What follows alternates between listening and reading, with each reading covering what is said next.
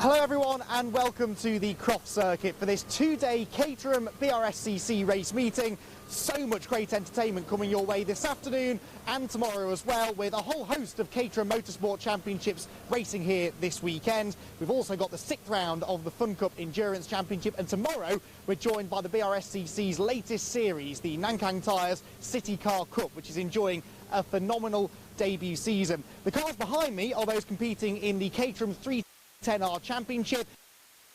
We've got Harry Cook on the pole position. Pete Walters, the championship leader, only third on the grid though. Harry is his nearest championship rival, so this could be a really significant round of the championship. Andy McEwen down here in the assembly area. Up in the commentary box though, watching all of the action, is Scott Woodward. Scott, over to you.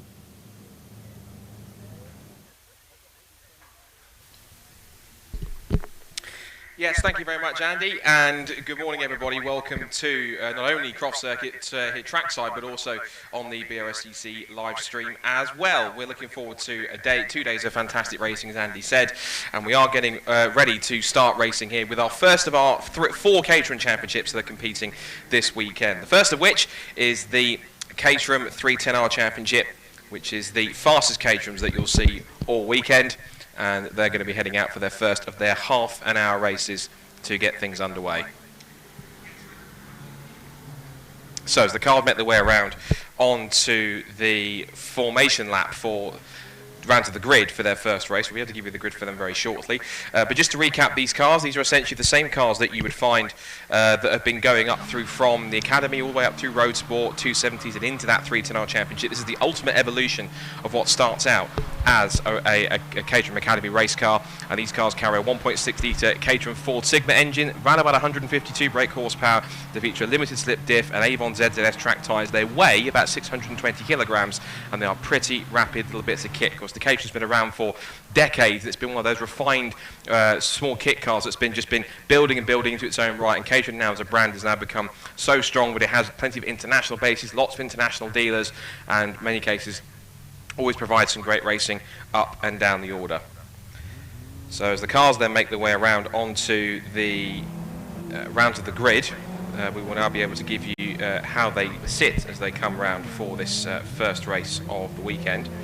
And looking at the grid, it's set to be Harry Cook that will start in pole position. He took pole by quite a margin, by almost about over 4 tenths of a second from David Yates on the front row of the grid. So it'll be Harry Cook and David Yates who will line up on the front row. David Yates with one of his better qualifying performances, starting in second place.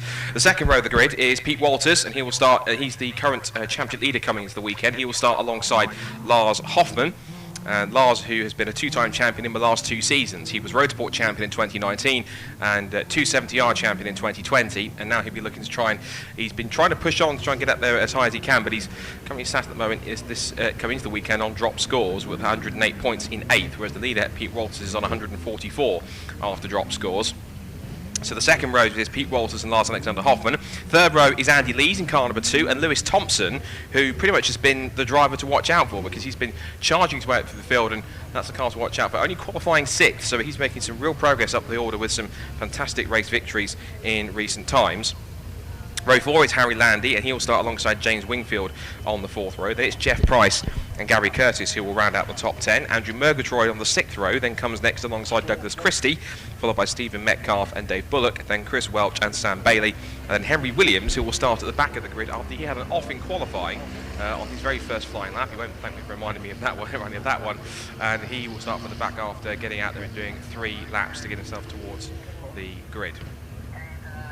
So looks like we're going to get racing this time by some lap out of assembly, with lap out of the pits. The green flag has flown, which means we should be ready to get our first Caterham race of the weekend underway. The 5-second board is up, and it will be a sprint down to turn 1 between Harry Cook and David Yates, so who can win the whole shot into Clairvaux for the first time. We're away and racing here at Croft. A cracking start from the outside, the front row from David Yates to head down towards Clairvaux for the first time. They will be side by side, and Yates has got to fly as he heads down towards the right-hander. So Yates that leads, Hoffman's up to 2nd place. Around the outside goes Pete Walters up to 3rd. Big tail slide there between Harry Cook. 2 cars already off in the background. One is Andy Lees. The other one is, I think that's Jeff Price. So both Jeff Price and Andy Lees have got involved up at the first few corners, but they turn their way through Hawthorns and up to the S's for the first time, and it is going to be the car of David Yates, but Lars Hoffman's charging along and looking to try and go down the outside to make a move into Tower Bend. So Hoffman, already with the slipstream down towards the right-hander, has got through. Andy Lees is limping with damage to his left rear. Here comes Pete Walters to the outside for second place. So after a great start for David Yates, he's down to third already and could lose more places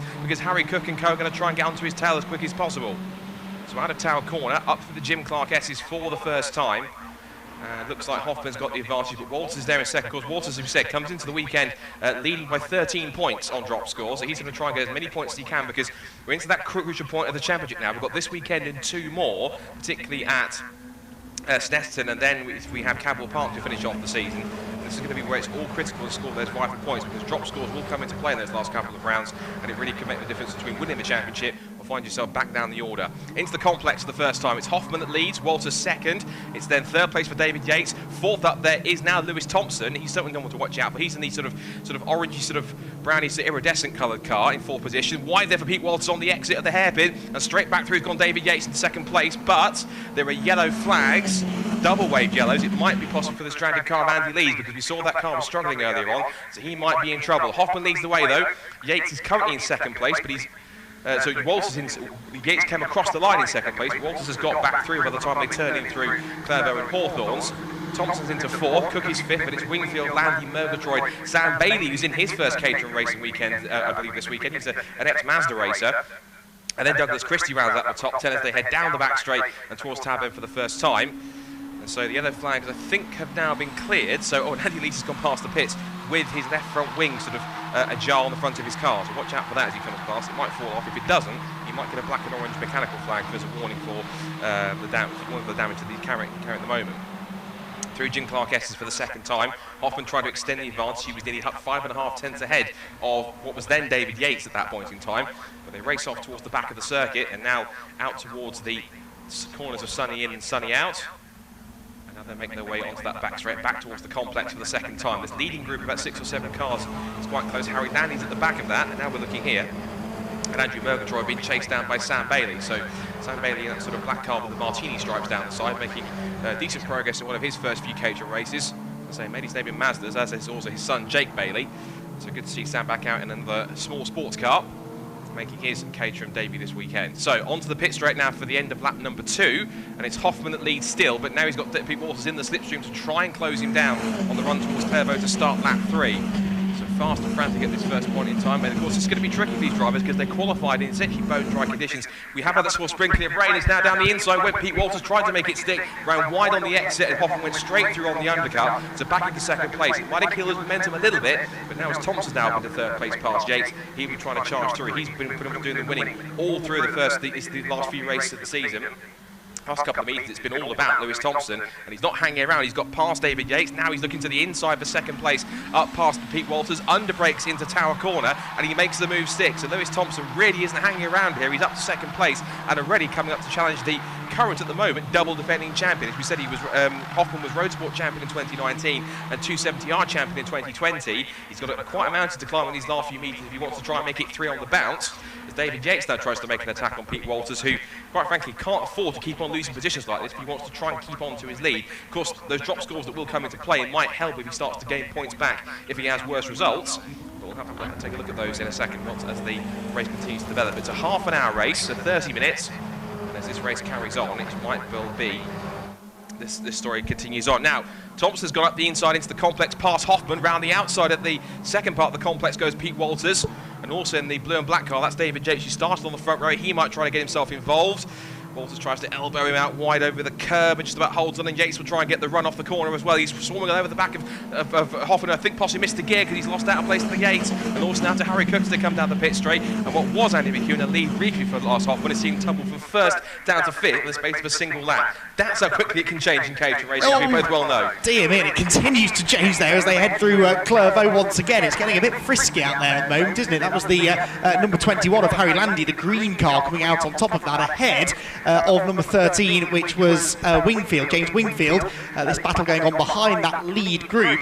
I think part of this sort of slightly jumbled start to the race, Scott, has been because of the weather conditions. It's definitely a bit drizzly out there at the moment, and that will make this circuit quite slippery. The lead battle comes out through Tower Corner, and these four of them really tripping over each other. I don't think anyone really wants to lead, though, because if you're leading as the conditions worsen, you're the first to discover just how slippery it is, and you can see there the rain on the camera lens, so it's definitely getting tricky out there. Yeah, definitely affected the Roadsport competitors when they were out there for qualifying just now before the racing got underway. So those guys know exactly what that's about, but I'm surprised there wasn't a slight possible... I think the conditions didn't deteriorate enough for it to be a two green flag, that's rather than just the one. But as they head down towards the complex, it seems to be adapting okay. It looks like whatever rain we did have has abated for the moment. But as we said, Pete Walters back into the lead, and Lewis Thompson here is in a bit of an unusual position because the last couple of meetings, he's really been the one that's been dominating so far, but Pete Walters back on form. It's interesting to see that now that he's back in the mix, that Thompson's got to do the chasing, where effectively Thompson's been the one that's had everyone chasing him in the last couple of meetings. Yeah, most definitely. Speaking of chasing, Harry Landy there, having got into 5th place at the start of that lap, has already bridged the gap to the leaders. So we've got no longer a 4-car fight for the lead, but about an 8 or 9-car one as they dive through the first couple of corners once again. Side by side in the background there, as a move had just been completed by number 84, Andrew Murgatroyd there, who's shed his right rear wing, it would seem, in his attempts to defend that position from number 73, which is Sam Bailey, who started on the back row of the grid. So Bailey coming through nicely. The leaders are side by side again, are they? Heading down towards the braking zone. Thompson's back through into the race lead then. Walters defending his inside line. Poles it to Harry Cook round the outside. And that was very, very close between he and the number 15 of David Yates, who slots back in line in 4th position. Typical Caterham racing this, though, isn't it, really? They're going to stay this close together, I would imagine, for most of the next 20 minutes, and it's only really that last couple of laps where they'll be pushing hard to get to the front. Thompson, though, leading strongly at the moment. Yeah, you're not wrong. This is pretty much Caterham racing from start to finish in these races. Usually everyone gets into a pack, stays there, and as they start to fight more and more, the cars behind start to latch on and make that leading group bigger and bigger. Now, Hoffman, who's been dropped back a little bit, he is now, once again, behind Wingfield. He's coming back into the complex, and he is now behind Wingfield at this point. So he's down to 7th place. At one point he was in the leads. At the back of this group now in the red and white car number 70. And again, as I mentioned, if these first few cars start to continue fighting, it's going to bring the second group of cars behind, thereby Andrew Murgatroyd back into the mix. He will bring with him Bailey, Christie, Price and Curtis, which means it's not just a 7-car trip we've got here, it could be more than 10 in this league group, and it's not uncommon that they start to fight amongst each other, and it becomes like NASCAR when they have tandem drafting, and that bigger patch should be intriguing. Looking down the outside from the lead there is Lewis Thompson to get past Walters. He defended it nicely on the inside through Clairvaux and up through Hawthorns, but now here comes Harry Cook on the tail of the 79s. They come up through towards the S's, and at the moment David Yates is doing a fine defensive job from Harry Landy and James Wingfield, who seems to have found quite a bit of pace this season into 6th position, and he's dropping Lars Hoffman. So Hoffman seems to be maybe not loving these slightly greasy conditions, but also the setup might not be treating him well and might have been a bit rocked after he lost 5 positions in one lap. Harry Cook there around the outside to the lead from 3rd position going out of the chicane, but then disappears, does he? Down at yes, he's gone off. Harry Cook has gone off at Tower Corner. He got into Tower as the leader, but he came out very, very wide over the grass. So perhaps the slippery conditions catching the number 9 car out, and he's fallen right to the back now of this pack. That puts Thompson back in the lead, Walters 2nd, and Yates now, David Yates, the blue car, number 15, into 3rd place. But that is a disaster for Harry Cook then, 2nd in the points coming into this weekend, and he'd just taken the lead. He'd taken advantage of a mistake for Pete Walters coming out of the chicane. That backed up Thompson, gave Cook the run, but then so easy to miss your braking point down at Tower. It's really fast, it's slightly downhill, it's a very bumpy braking zone as well, and that little mistake for Harry Cook, I reckon, has dropped him outside of the top half dozen now. That's the hairpin. Thompson now will try and make the sprint down towards Clairvaux with Walters in his slipstream as they head down there. Now Lars Hoffman's got what his front left wing's been dislodged. It's going to have to fall off by itself. Otherwise, he might get a black and orange flag by the clerk of the course for possibly having a piece of bodywork that could cause a problem for other drivers around him. There's a scrap going on between Harry Landy and the green car number 21 and the sort of orangey red and yellow car of James Wingfield. Last Hoffman stayed with them as they turned through, so this is now, of course, battle for 5th, 6th and 7th after Harry Cook dropped back to 8th position after his off at Town Corner.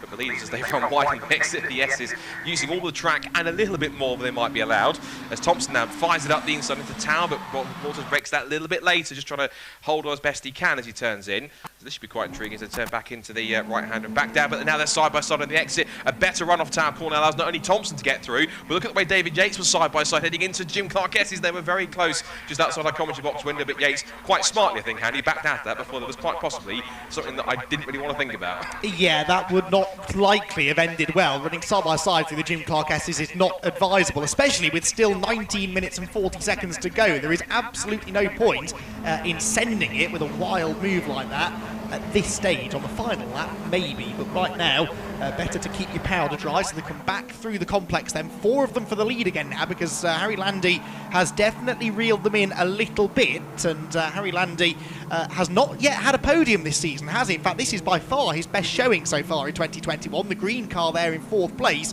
He's just struggling to keep in touch with the leaders, but once those top 3 start fighting again, which is imminent, I would say, he seems to close back in again. So Harry Landy for the podium, that would be a good story, wouldn't it? You do find often drivers that are having the opportunities where they'll get a chance to get themselves in the pack and haven't quite had that first podium or that first win, but they just stick in that lead pack there or thereabouts and try to find an opportunity to try and pounce and try and get themselves a little bit of glory for their own. They come out of the S's now onto the back straight, and again, a couple of cars running a little bit wide as they all start to close in, and now we see Yates has got a double toe from Walters and Thompson as those two start to go into combat again. Walters fires it back down the outside, but Thompson, ever defiant on the brakes on the inside, holds on, but we know how strong the undercut is on the exit of that corner. Yates is trying to come back at Walters. He's trying to put himself just about alongside to come up towards the S's. We're looking back there, I think that's Jeff Price getting involved there with Sam Bailey as they come up through the Jim Clark S's again, and they're side by side almost with the leaders.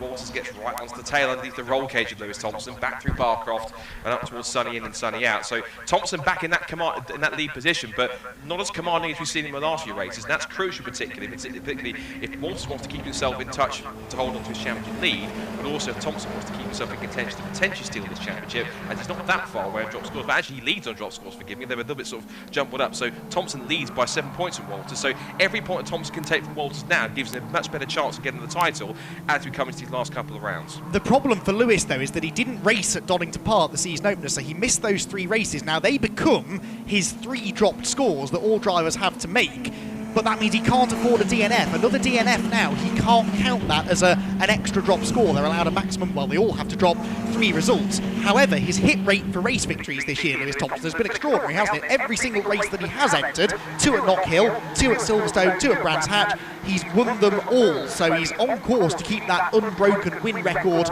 going here today. But as you say, he's got slightly stiffer opposition, it would seem. Again, 1 or 2 of the leaders there were a bit wide over the grass. In fact, that looked like it was David Yates, maybe, who made the mistake. And that will allow, I think, the green machine of Harry Landy to attack for 3rd place. On the outside line he goes. Can he get the job done? No, not quite. Yates fends him off, but that defensive drive now from the blue number 15 car has just allowed the top 2 to escape, and those top 2 are side by side again going into the Jim Clark S's. That looks to be like, well, they're still side by side coming out the other side, and that gap that they had over Yates evaporates immediately. Into 2nd place goes David Yates. What a great example, Scott, of how much time you lose from running side by side. Yates was, what, 3/4 of a second behind them going out of Tower. A corner later, he's into 2nd place. It's tally-ho time for David Yates at this point. He's absolutely flying at this point. And we saw the opportunity, and almost sort of just carved away through, like, excuse me, Peter, out of the way, I'll come through, even if it is at Jim Clark S's. So David Yates is certainly going for it. He's a popular figure in the paddock, and I'm certain that if he does get the victory here, it will certainly be a popular victory amongst everyone, both his competitors and those within Caterham, because he's someone who quite a few people like as a character. He is on the tail of Lewis Thompson as they come out of the hairpin. Now they're going to head down. They're all in with 1 big toe here. The biggest beneficiary of this big toe is going to be Harry Landy. He'll get a triple toe from the 3 cars in front. Whether he can make a pass or not remains to be seen. So they head down towards Clairvaux, possibly in the mix here, but no one's making a move and just keeping their powder dry here. No one was close enough to make that pass, make that dive up the inside to move a little bit further up alongside. They turn up through Hawthorns now for the 10th time in this first race of the weekend for the Caterham 7-3 10-hour championship.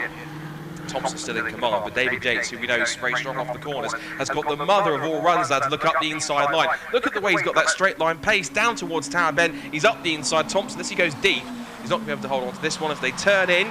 not only is Yates going to get through, but Waters goes, if you're going to leave the door open, Lewis, I'm just going to come past every single day of the week, and they're going to be side by side again. Ooh, I almost can't watch. Here comes Harry Landy as well. This could be interesting. Yeah, he is alongside the third, but bails out of it. It's Yates that gets the lead, though, from Lewis Thompson. So David Yates and Lewis Thompson, two part-timers, really. Neither of them have competed in every round this year. David Yates, though, has got one podium to his credit, a third place at Silverstone, yet to win in 2021, but he finds himself at the point now. Also, keep an eye to the car, I think, yes, right on shot there. Harry Cook going up the inside of Harry Landy. So Cook has finally got himself back into this group now after his off at Tower. He's in 6th place as they come through the complex, and he's now starting to think about moving into contention once again. Do not count Harry out of this race. We've still nearly got half of it to go, Scott.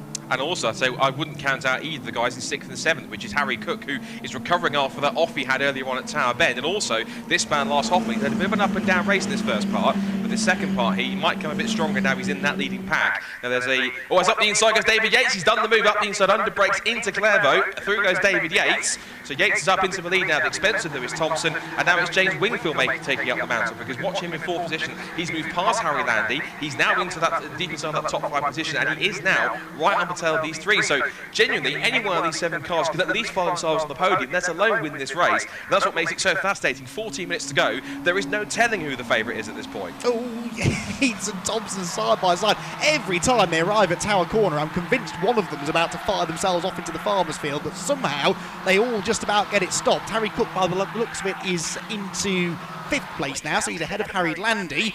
So Harry Cook then, second in the points, as we've said, winless so far this year, though, thanks in no short part, I'm sure, to Lewis Thompson's dominance over the last 3 events. But Harry Cook is really looking to try and get that first victory and properly cement his place as a championship contender. That off at Tower didn't help him, but there he is. Look, the number 9 car heads up the back straight towards the complex into the top 5. His next target then is going to be James Wingfield, who started this race 8th, by the way, the red car with the yellow highlights and the yellow roll cage. He's in 4th position now. It really goes to show that qualifying only tells half of the story. Towards the hairpin they go then, seeing very little overtaking into the hairpin so far, because they all know that they can rely on that slipstream down the back straight into Tower to do most of their overtaking. So that is definitely going to be the crucial part of the circuit, I think, on that final lap, Scott. Yeah, particularly with the potential to try and outbrake your rivals. That's the tight hairpin. Even though it is quite a slow corner, the opportunity for drivers to try and sneak up the inside and make a last-minute dive is always possible, particularly if we're close enough. So definitely watch out for any last-minute moves if we do get them in that last complex before the checkered flag. And of course, there's the long sprint down the pit straight, which, like in Tower Bend, we'll see drivers trying to break the toe as much as possible. We could see a photo finish, as it's always possible in Caterham races, every single time we do get them out on track. 12.5 minutes to go. David Yates is back on the attack. He's now back behind Lewis Thompson now, up the inside of Harry Cook. The recovering Harry Cook has gone James Wingfield. Just got in front of James Wingfield. That was very close. That always made a little bit of touch, the sort of rear end to front nose. And these front noses can dislodge a little bit easier if you get too much, if you bump them too much. But Thompson now back in that lead position. But again, as I said earlier on, not in the dominant position that we've seen in times before. These guys are giving quite the runaround in what's already this exciting first race, and there is still 12 minutes to go, so there's quite a lot that could change and will change if Harry Landy keeps running wide like that, exiting Sunny out as Hoffman goes to go to tail him down towards the complex. So all sorts going on in these top 7, but so far at the moment Thompson back in front, but Yates and Co are certainly on the prowl, and at any moment, any corner, they could pounce and possibly take it back from him.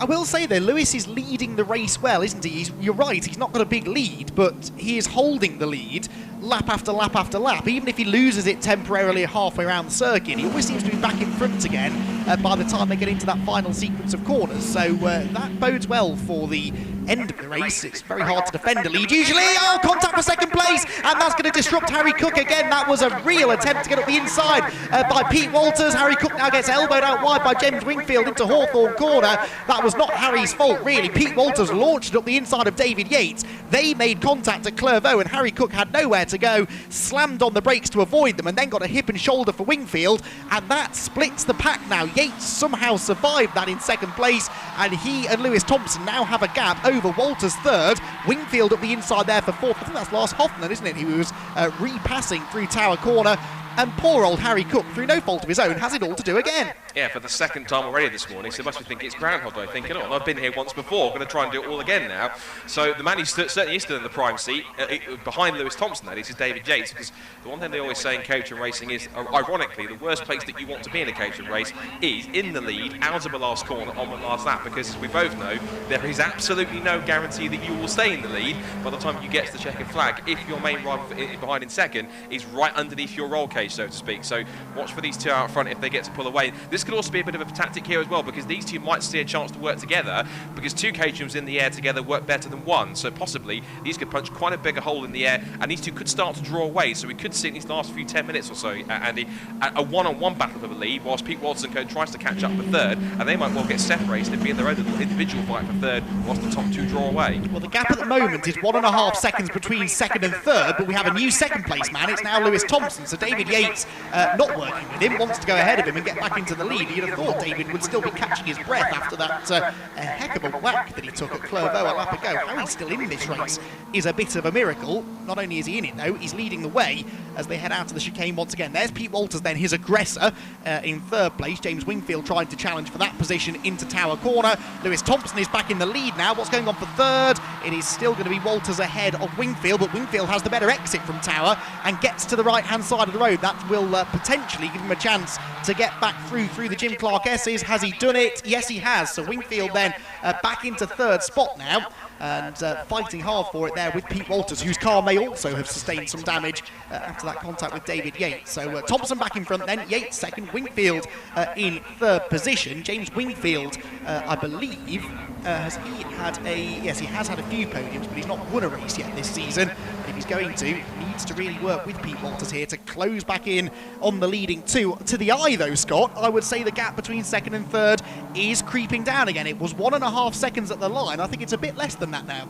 Well, it might not creep down too much more if Wingfield keeps on battling with Pete Walters, unless he starts to drag the rest of the pack with him. He might just start signaling to Pete, don't fight me, let's go and try and catch the cars in front of us, because if we don't start to work together, they're going to start pulling away. The gap now across the line has gone from what was 1.5 down to 0.7, so I think they have started to get the message a little bit as they come down back towards Clervaux. Lap 15 with about just 8.25 minutes to go. There's Harry Landy then just ahead of Lars Hoppe, and then the recovering Harry Cook, who's in that position again for the second time. He's going to do it all again, try and pick his way back through the order, as David Yates has now hit the front. So Yates has got past Thompson. That must have been on the exit through Clervaux and Hawthorns, but Thompson will come back at him on the back straight as they come down towards it. You're just seeing there Wingfield. There's the leaders. Back down the outside goes Thompson, gets the lead back before they even turn in on the brakes through Tower. But now James Wingfield is in the mix in car number 13. Who says 13 is an unlucky number as he comes down towards it? Oh, one car's off the road. Is that Hoffman? I think that's Lars Hoffman's off the road. I recognise the Motul on the back of that car. It is parked on the run down towards Tower. Looking outside of our window, it might be just parked behind the marshal's post, I think, from our commentary box view. But now as they come out through the Jim Clark S, he's back towards Barcroft again. And then the sunny corners, Thompson still leads. Yates is still in second, but James Wingfield is there in third. Double wave yellows are there, and it is Lars Hoffman. So Hoffman then, unfortunately, more woes for the German. He's out of the race, unfortunately, in the closing stages. That will mean, unfortunately, Andy, he's already had a couple of non-finishes so far this season, so therefore that's not going to do his points title or his potential title chances any good whatsoever. No, it's not, is it? He had that win, didn't he, back at Donington Park, but that's the only time he's been on the podium. And yeah, those two non-finishes, or non-scores at least, at Knock Hill, mean that this will now become his third zero-pointer of the season so far. And this will therefore take up the space of his final drop score. Right, into the final 7 minutes of racing then. It's flown by, hasn't it? We're back to one big lead pack again, because as Lewis Thompson once again gets back ahead of David Yates for the lead, you can see that James Wingfield and Pete Walters and Harry Landy and Harry Cook almost are right back with them, certainly fourth for the lead as they go back out through the chicane. And Lewis Thompson continues to be the man that can stay out in front. He may well lose the lead down the back straight here. Actually, no, David Yates, oh, he couldn't because there are yellow flags out, so he will not lose the lead this time, Lewis Thompson. But he always seems to be able to get back ahead when it counts at the end of the lap. And it doesn't matter on that last lap whether you lead through the first two-thirds of it. You only have to have the lead out of the final corner and across the line. So Lewis Thompson, I think, has... it's definitely his race to lose at the moment, unless Yates and Wingfield and Walters can shuffle him back in the pack a bit. But so far, that hasn't happened. Yeah, we have to remember that Lewis Thompson, if you've been watching, essentially, ever since Knock Hill, he has been undefeated. So if you look at how many races that he's managed to put together, he's put together 6 race wins on the bounce, and that's 6 race wins plus a fast as that ever since because he didn't do the first 3 rounds at as Andy alluded to, the first round of Donington, which means that every single score he gets has to count, and it has to be a top score. And that's incredible that even on drop scores, that he's actually able to get himself into the lead of the championship on drop scores by 7 coming into the weekend. So this will be a pretty sensational performance for him. But of course, we've got to watch out for David Yates, who his best results, I keep an eye on the battle down towards turn 1. He's back down in 15th in points, but his best result so far this season has been a 3rd place, and that was at the first 2 races at Silverstone on the Grand Prix circuit a couple of meetings ago. So if he gets second, it'll be his best finish of the season. As for James Wingfield, who's 3rd in the points, his best result so far has been the 2nd place, and that was at the 3rd race at Donington Park. So he has been higher than 3rd place before. He's had a couple of 3rd positions throughout the season. But now through Tower Bend, out of the S's and down the back straight, and that must have been a missed gear, because it looks like, ooh, that's interesting. Now, that's intriguing, because David Yates got past, but did he get past 4? Oh, car off the road. There's a car off the road down at Clairvaux. I was so busy looking at the battle down the back straight, I didn't spot the car that was off the road. Now, again, can't see the number, so unfortunately, I'm not sure if it was in the lead group. We'll have to see if there's someone missing from that lead group, see who it might well be. I think that top 6 are still there, so I'll have to wait and see what the order is. Now, meanwhile, David Yates has got through. Now, the one thing I was questioning was, David Yates got through, but did he do so just before? Well, that's interesting. He got through just before they got to the yellow flags. Meanwhile, red flag is out, race has been stopped, and I figure it might well be called there with 4.5 minutes to go as a result. So what they'll do is they'll count it back at that, which means I think Lewis Thompson will get his 7th win in a row, which is quite sensational. So despite David Yates getting through, they will do count back on the last complete lap. And unfortunately, while David Yates might be in front, he may well have to settle for 2nd place. But it will be his best result of the season, so he'll certainly be kept pleased with that. So red flag, race has been stopped here in this first race of the weekend for the Caterham 7 310R Championship. And just for the benefit of how it looks, again, it'll go for the last complete lap, I think, which was lap 16. So if it counts as it says on the screen, it should be Lewis Thompson who picks up his 7th win in a row. Again, undefeated since he began racing at the 2nd rounds that we had at Knock Hill, because he missed Donington Park, as we mentioned. 2nd then should be David Yates, and 3rd should be James Wingfield. So congratulations to them. We'll get a confirmation to see if they do reset the timing screen at all or not. They're coming into the pit lane, but it's showing David Yates in front, but it shouldn't be, because Thompson was ahead, for as far as I could see, when they came across the last complete lap. So just before we finish up this race, we'll give you quickly the results. So David Yates then picks up the victory. Sorry, I think it should be Lewis Thompson who picks up the victory, as he was in front of the last complete lap. David Yates should be 2nd, and then Walters 3rd.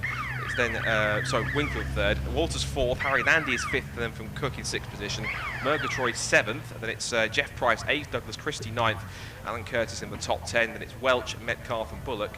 And then I think the 2 cars that have been involved, I think possibly Sam Bailey's the car that went off, because he's the one that's gone tumbling down the timing sheet, sadly. So car number 73, Sam Bailey, appears to be the one I think that's been off the road down at Clairvaux, causing the stoppage. And then we have Henry Williams, who has just been reversing up the pit straight towards the top here. Should be classified 15th. Andy Lees will be 16th, and then Lars Hoffman will be the retiree after he stopped on the back straight with whatever mechanical issue he had down there. So fortunate for Lars, but again, that should declare the result, I believe, in Lewis Thompson's favour. The timing screen still showing and the order as they came into the pit lane, but I believe they should count it back and give it to Lewis Thompson, I imagine. If they do give it to David Yates, then it might well have been something that I didn't spot, but I imagine that that result possibly will be reversed, because it says laps completed 17, but it should be after 16 complete laps when the red flag came out. So we'll keep an eye on that and see how that result changes, if at all. But of course, next coming up, we've got our 2nd Caterham race, our 2nd race before we go into the lunch break. Then we have one more Caterham race, I believe, for the Caterham Roadsport, and then we have our main event for today, which is the 4-hour Fun Cup Endurance Championship race, which usually, despite the race length, is always pretty entertaining from start to finish, and that will be certainly quite a fun one, particularly off the back of one of the best races of the season last time out at Alton Park. So cars have made their way down toward the assembly area. We'll be heading, at least on our live stream coverage. If you want to watch the live stream coverage, we'll be able to throw down to Andy McEwen, who'll have a chat to a couple of the drivers on the live stream for the next race, which will be the Caterham 7 270R Championship, I believe. I will just double check that on my timetable. And then as we go through to the next few rounds, we'll be able to see how this next series plays out. So we should have the 270R cars come up next. And we'll give you some more information on those very shortly. So, just to check the timetable, just to make sure where we are. So, yes, 270 hours will be next, then we have our lunch break, and then we have Roadsport and Frank Endurance. So, just to recap on the live stream for our results, it's then showing, as I predicted on account of the lap back, so it's Lewis Thompson that's declared the winner by virtue of being in front of the last complete lap. David Yates is second, then it's James Wingfield third, Pete Waltz is fourth, and Harry Landy is fifth. Then it's Harry Cook, Andrew Murgatroyd, Jeff Price, Douglas Christie, and Sam Bailey will be classified 10th, as he was in 10th before he went off. Then it's Alan Curtis, Henry Williams is 12th, Welch is 13th, then it's Bullock, Metcalf and Lees, and the only car we didn't have running was Lars Hoffman, who stopped on the back straight down towards Tower. So Thompson then does indeed pick up his 7th win of the season, in a row we should say, because ever since he joined we have to wait and see. So we're going to hand down to Andy, who's going to have a chat to some of our 270R drivers before they get underway for their first race of the weekend on the live stream here at Croft Circuit. Yeah, thanks very much, Scott. What a brilliant way to start the weekend off. We've got more Caterhams, though, lined up behind me. This is the Caterham 270R Championship now, so the next step down the Caterham racing ladder from 310Rs. And a very interesting grid we've got as well. We've got Stephen Lyle on pole position with championship leader Blair McConaughey alongside him on that front row. Blair really looking to try and get another race win, extend his championship lead, whereas for Stephen, he is winless so far in 2021, so he's going to be determined to try and kick-start his campaign. Whilst there's a bit of recovery work going on track, should we try and have a chat maybe with our pole sitter Stephen, who's just having a conversation. Right, I'm going to just butt in if that's all right. Stephen, you're on pole position, you're looking for that first victory. This is a good way to start, isn't it? Yeah, I think we deserve one now, but yeah, we've found a bit of speed, so we should be right in the race. We were off the pace in testing, but Darren Burke lent me his balaclava and he said it was worth 3/10. So I've got his socks on now and I reckon we've got a win coming. So the team put all this effort in making sure the car's as quick as possible, and it's just the equivalent of lucky underwear that's done it. Oh yeah, Darren's balaclava, the 3/10. He's selling them down at DPR. You're going to need all that extra pace though, aren't you, to stay in front? It's so hard to stay in the lead here, even at a track like Croft. Yeah, I mean, I kidded myself. I thought defending was probably the way in Caterham's, but I think you can work with somebody and get away. So we'll see what Blair and I can do. We might be able to work together and get a gap and go for it at the end. Well, let's go and see what Blair McConaughey thinks, shall we? I think we might have time just to have a chat with our championship leader then. Starts on the outside of row number 1, and Blair McConaughey, well, Stephen reckons that you two might be able to work together here to pull away. Is that your plan? I hope so, but I'm pretty sure we agreed that at Brands, then we just started fighting, so it's, I'm hoping that we'll do something working together.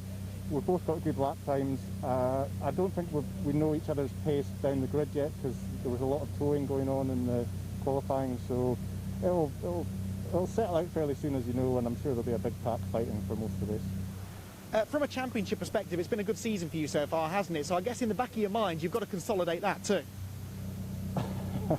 I was maybe thinking about that at the first race at Brands, and kind of got told off a little bit for relaxing too much. Being on the bus, I think, was the phrase. Watching from my sofa in my car. So no, I'm going to go out and win it like I should.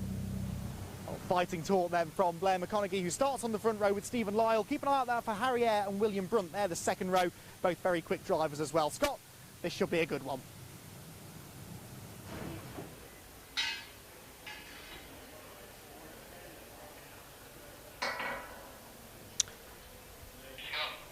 So, just about getting ourselves underway. Thank you for having a chat to our couple of front runners there, Andy, as we get set for our next race here of 4 that are just today, which is, of course, the 3 Caterham races, and then we have our Fun Cup Endurance race as well coming up this afternoon. But next, of course, it is the Motul Caterham 7 270R Championship, the middle ground, as they see it, is the coming of age championship for those who have gone up through the academy and then through the Roadsport Championships. And these are typically 4 cars which are for the academy for 2014 onwards. And these cars, in terms of upgrades, do get from the Roadsport category, they get for Roadsport, they get Avon ZZS tyres and a rear anti-roll bar. But then for 270s, they'd also pick up stiffer springs and dampers, a wider track front suspension, and also one big difference is you notice they have no windscreen and no lights. And that could have a difference on aerodynamics and also on the amount of buffeting they might get in terms of a driver from their helmet when they're going down the straights at high speeds. And the stiffer suspension and track-orientated tyres increase the grip that's available, and they give a real race car feel and experience. That's why they tend to feel that once you start to go into the 270R ranks, it really does become a coming-of-age championship for those. You've had your learning points in the academy in your first season. You've built on what you've learned in season 1 by going into Roadsport. Now you start to get the grips of the circuit, the cars, the competition, the whole feeling of being a Caterham Motorsport race driver, and then you start to really push on and find your feet from 270R onwards. It should be another fantastic race as the season has been progressing in quite fine fashion. So coming into the weekend, it is Blair McConaughey who leads the way, not just on overall scores, but also on drop scores as well. On drop scores, he's ahead with 150 points, ahead of Harry Eyre in second place with 137. Carl Jones then comes next on 129 points. It's then a tie for fourth between Stephen Lyle and Wesley Payne, although Wes Payne is only back in tied on fourth due to having 9 penalty championship points applied due to some judicials from earlier in the season. And then they're only a point ahead on drop scores by Fraser Jones. So the gap at the front between the top 3 is separated by just under 20, just over 20 points, 21 to be exact, between Blair McConaughey and 150, Harry Eyre at 137. So there is a 13-point gap there, and then a further 8 points back is Carl Jones. So looking at the results that we've had so far this year before we get to the grid, we'll be able to run you through who's been there. But the key thing for this season really has been Blair McConaughey's chance to jump out and become a championship contender. If anyone who's been following the Caterham Motorsport roster the last couple of seasons will know that Blair McConaughey started in the academy, had his main rival Tom Willis alongside him. They went head-to-head in the academy, and Tom Willis came out on top. They both moved into Roadsport, they went head-to-head again, and Tom Willis came out on top once more. And Blair McConaughey has twice been the bridesmaid, but never the bride, so to speak. But this season, whilst Tom Willis has been competing this year in certain rounds, he's been competing as an invitation driver, which means he is invisible to points. So that means any time that Tom Willis has beaten Blair McConaughey on track, he hasn't taken any points away from him. And therefore, Blair McConaughey's been able to not only assert himself as the main driver in terms of the standings, but also as the fastest driver out on track, and taking the fight to Tom as and where possible.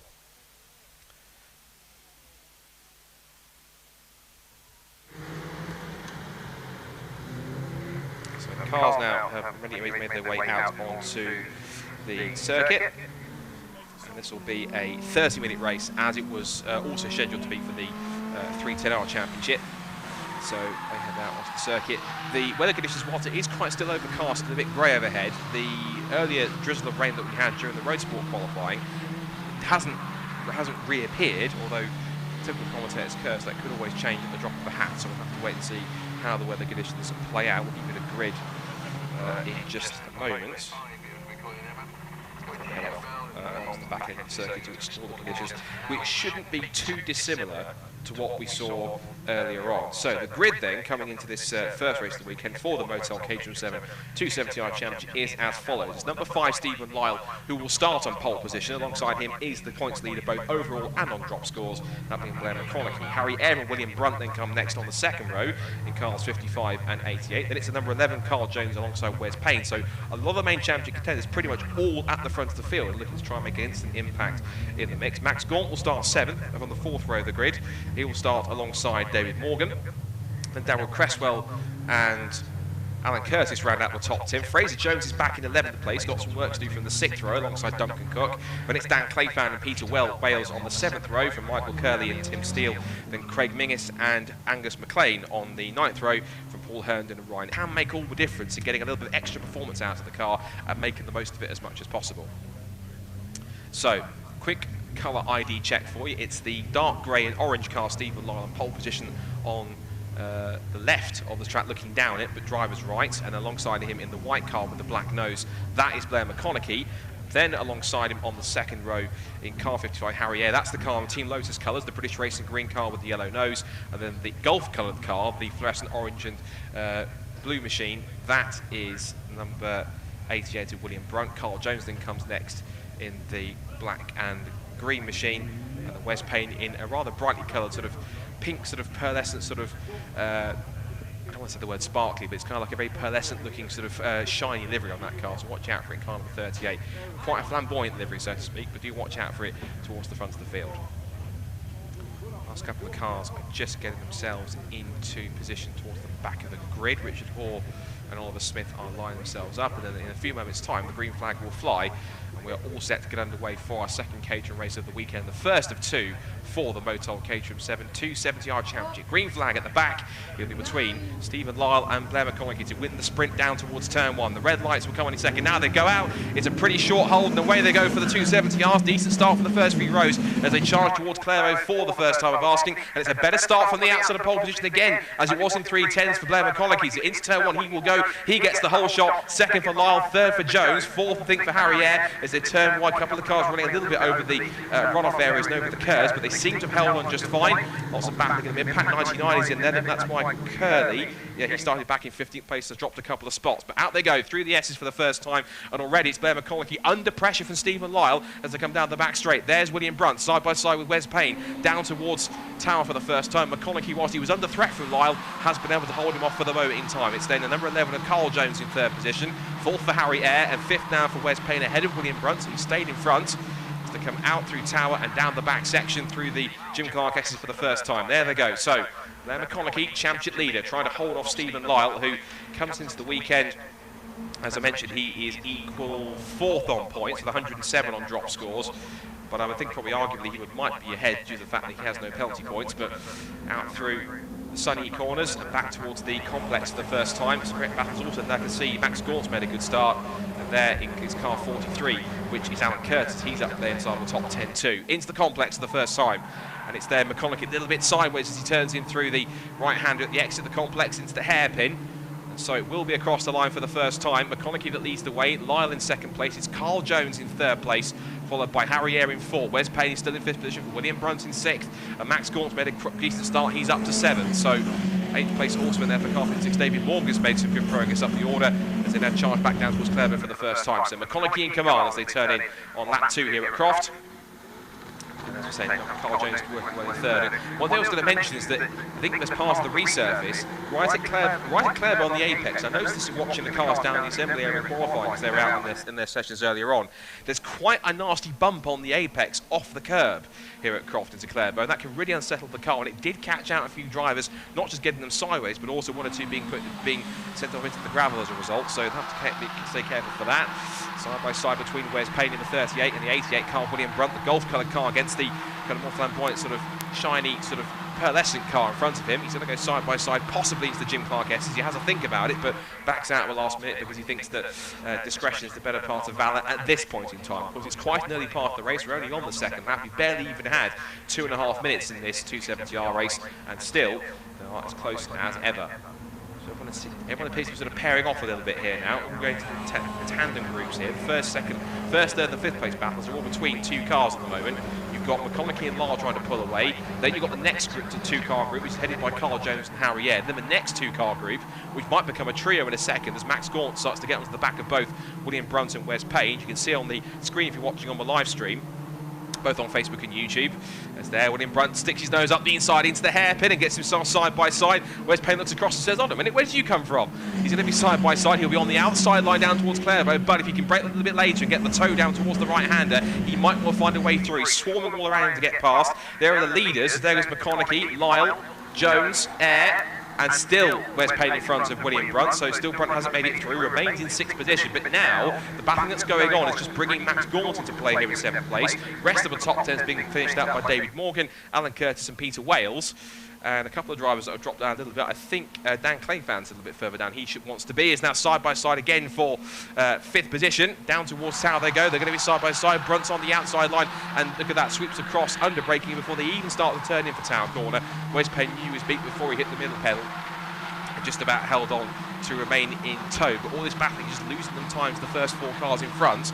Meanwhile, with the leaders, it's incredibly close between the top two. We're seeing Harry Air on the screen on our live stream as we turn in through Barcroft, now into the sunny corners, but I think potentially we could see an imminent change, possibly, if they don't start to draw away too much more between Blair McConaughey and Stephen Lyle, unless there is a bit of an inadvertent truce. Oh, one car's off the road. I saw a wing flying up somewhere. I didn't quite catch exactly who it was, but I can only imagine it was one of the leading few cars. Is there a car that's missing without a wing?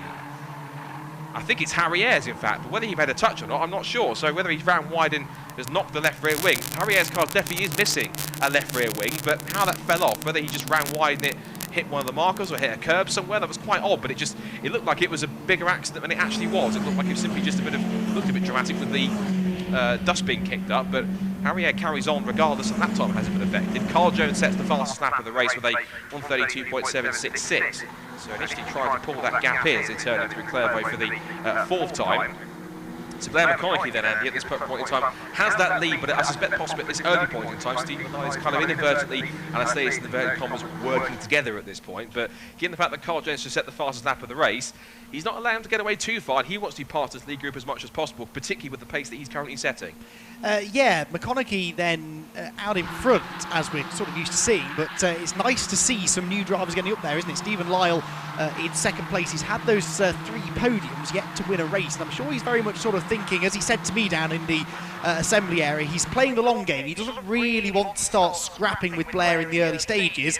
He'd prefer just to stay in his wheel tracks, work with him, and sort of try and pull a gap on the rest of the field. The trouble is, that's a brilliant plan in theory.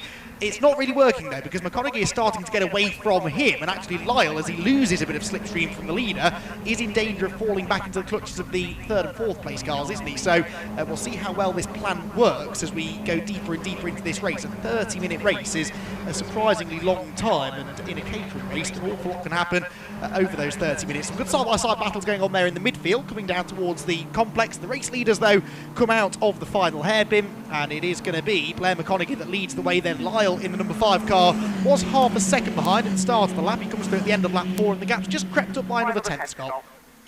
Yeah, 0.6 of a second between those top two, but Jones is just about keeping him in touch. There he is in the black car with the fluorescent green roll bars. We're going to further back, we're looking at some other battles further in the midfield.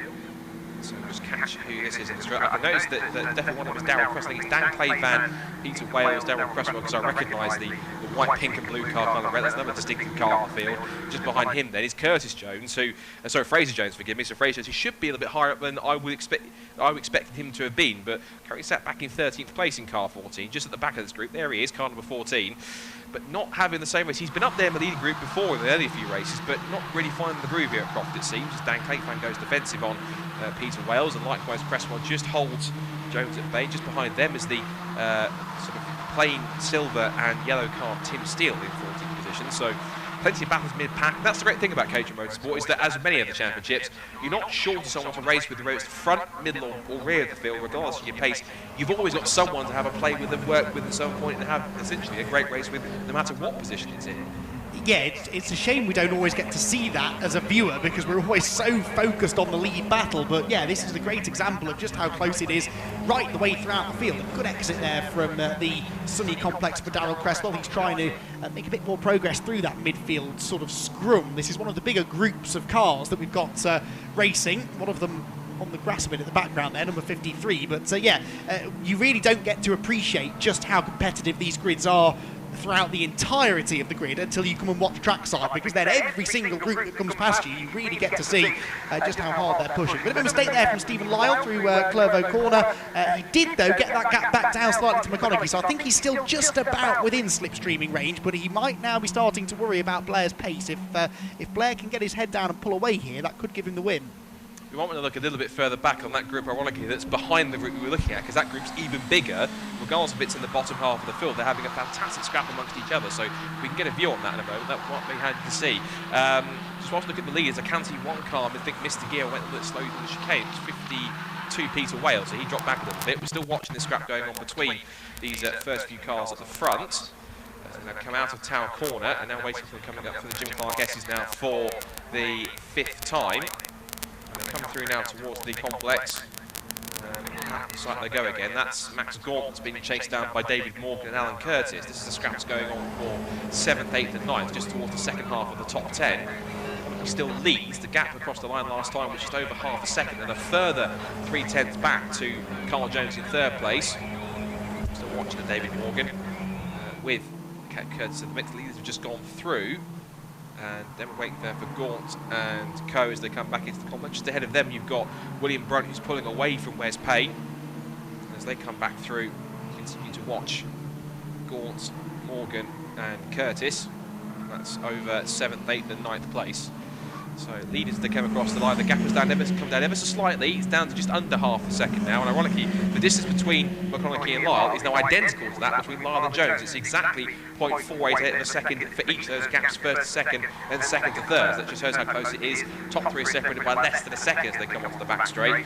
And now a bit further back, we're watching that scrap that's going on between Clayfan, Cresswell, also in there is Jones and Steele. We lost it because the back of that train now is the 52 of Peter Wells. He dropped back a little bit. Now, as you watch this battle between Cresswell and Clayfan, Cresswell gets the toe down the back straight down towards Tab End. You've seen this so many times already in the first race. In the second race, it's quite easy to go down the outside under brakes, sweep across, and that's pretty much an easy move to make if you can get enough momentum off the not only just the right-hander at Hawthorne, but through the S and carry that speed through to get the run down Tab End, to get the toe and to pull in front before you even hit the brakes as that right-hander. And that's the key, because then it means you're not having to go side by side through the corner, and that's what loses you so much time. It's all about momentum in these cars. If you have to run side by side, even through one little sequence of corners, it loses you a big chunk of time. Now, side by side, I just saw out of the window, it were our race leaders, and we've had a lead change. I think our first for a little while, and it is now Stephen Lyle into the lead, with McConaughey actually demoted down to third. So as we watch again,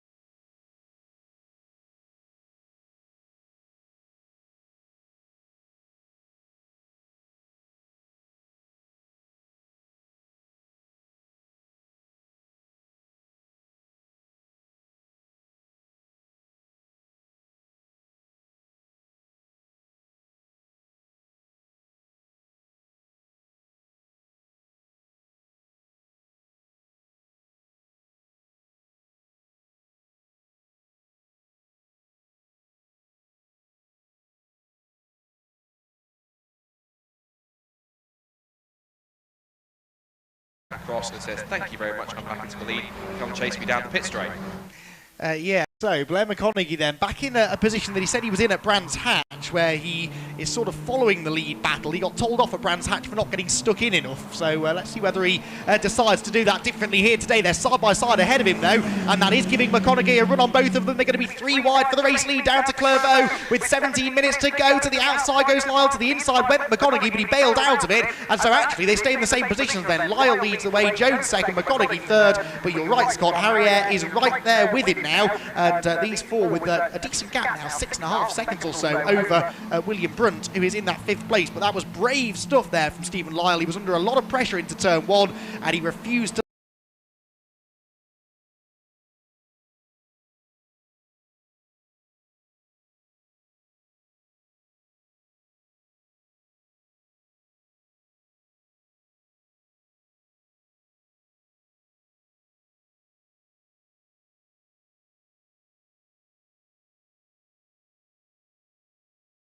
get that car to the finish, and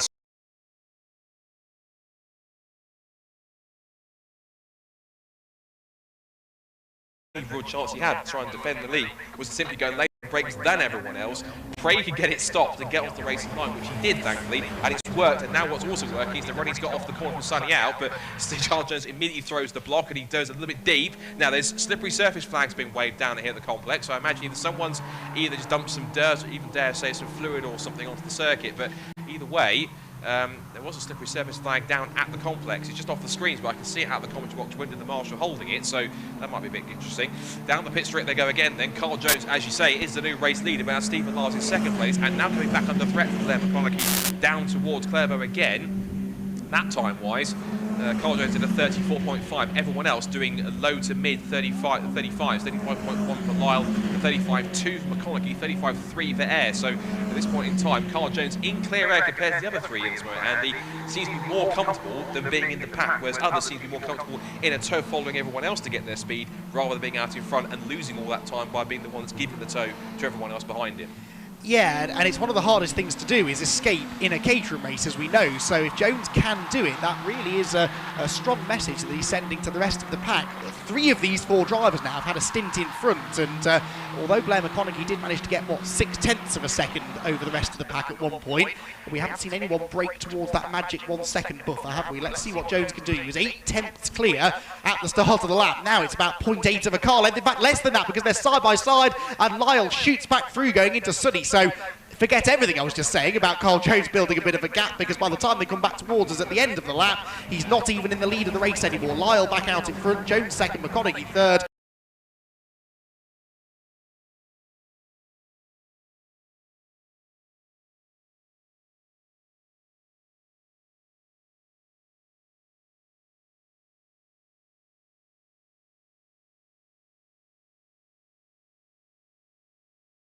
Sometimes it's better almost to surprise them in the last 5 minutes rather than show your hand too early. Perhaps that's what he's doing.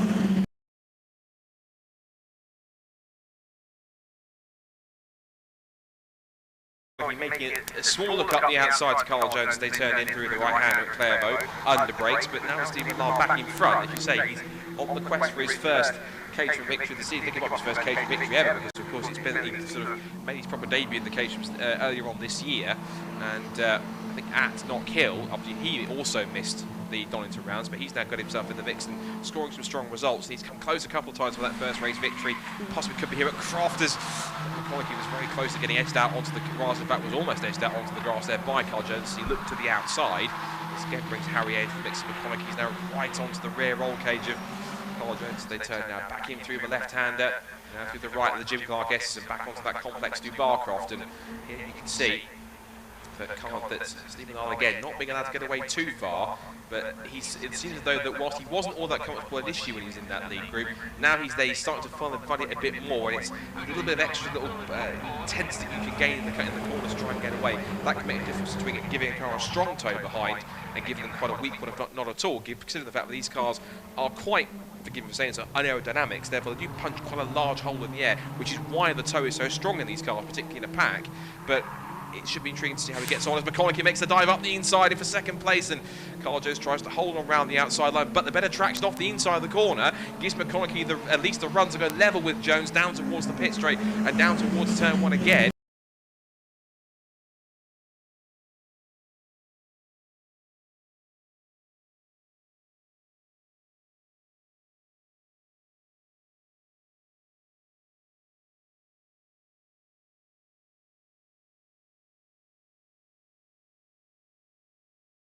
I'll get the points I need and just keep banking them towards getting that championship. That's the key thing at this point. Yeah.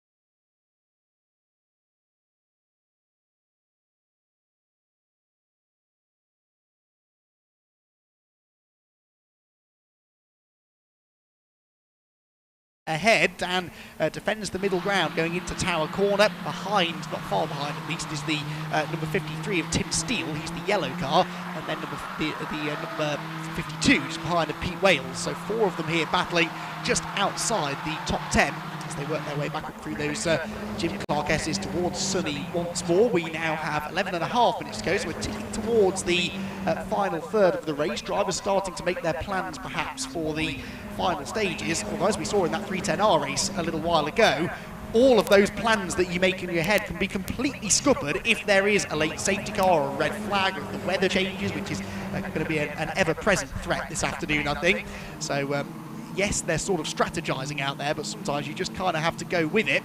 If you get a chance to make some places up, just go for it. This battle pack stayed pretty close together as they make their way into the hairpin. In fact, we're going to have an attempted overtake there by the 52 of Pete Wales. Didn't quite get past the Tim Steele machine ahead though, and by going into the hairpin on that tight line, it really slows him down coming out onto the straight, and that didn't work. We'll have Time to regroup now as off Scott goes our championship leader. Yeah, Blair McConaughey's off the race, off the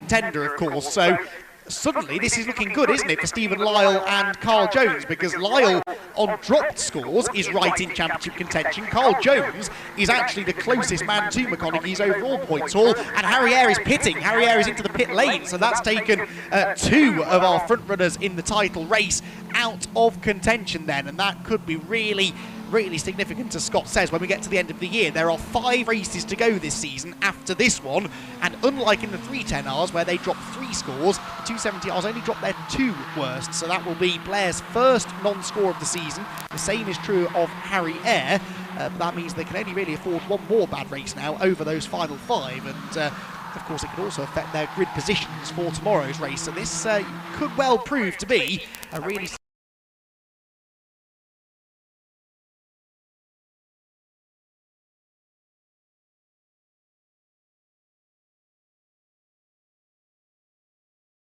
immediately, even before I finished that point, the gap comes right down to virtually nothing again. And also what this has done, it's brought in both William Brunt and Wes Payne into, I guess for them, a slightly unexpected battle for a podium place there. They were scrapping for so long.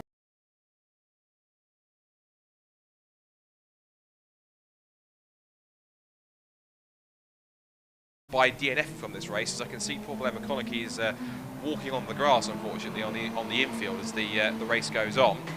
But still Lyle from Jones. I was working at the points. Now, Blair McConaughey, as a small saving grace, will gain back 22 points. That's his second worst scores. He'll gain those back because, of course, he will have to use one of the non-scores as this non-score as a drop score.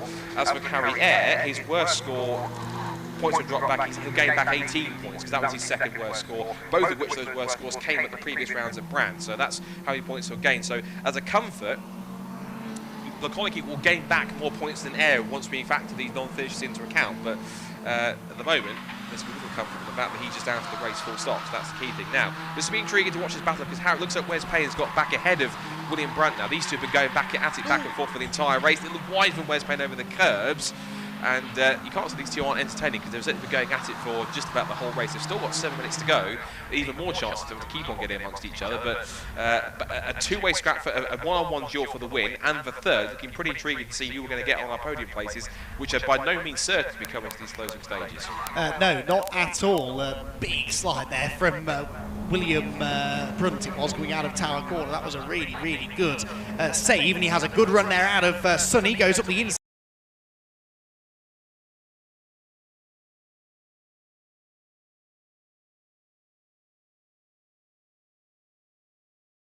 Again tries the switch back, they're still side by side as they go towards the hairpin at the end of the lap. The inside line works on the way into the corner there for Brunt, but it means he's a bit slower off it, and that's going to give Payne another good run. He jinks out of the slipstream. He wanted to go right, but he couldn't. That line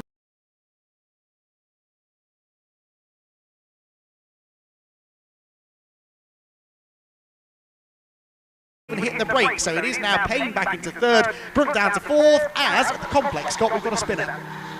Yeah, it's number 33, Ryan Ells had the spin, so as we still watch these two on the stream, which is there, you can see just there, 33, which is Ryan Ells getting back onto the circuit, so for those of you on the stream, you can see that car just recovering, but for those who are down at the complex watching tracks, would have seen that spin in its entirety, so Errol getting back underway pretty much unscathed, and Stephen Lara runs wide on the exit of Tower Bend.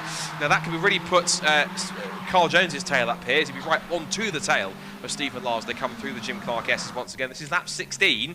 They're just seeing it disappearing out of sight from the back end of the circuit there, and now as you wait for them to come back into the complex at Sunny in and Sunny out, there they are, nose to tail for the lead.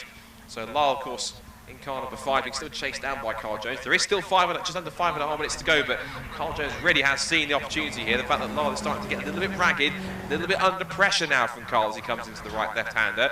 Carl Jones comes into the weekend third on drop scores with 129 points. He will gain points back on Harry Air, which is pretty certain, and of course Ambler McConaughey as well. So ultimately, he is the highest placed championship contender still running as they come back into the hairpin now to complete lap 16.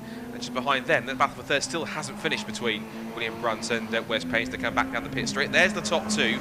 Lyle and Jones separated by across the line. What's the gap? Under half a second now. He gained back another almost 2/10 as they come back down towards Clairvaux once again.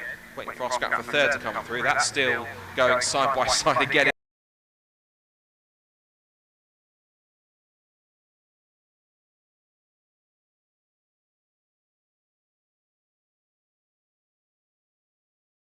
Does he want to do it now or wait until the last lap? He's closing in down towards Tower Corner. He's going to go to the inside, so that answers my question. He wants the lead now, and he might just get it as well. He's late on the brakes. Lyle tried to turn in, but Jones was still there, and so Carl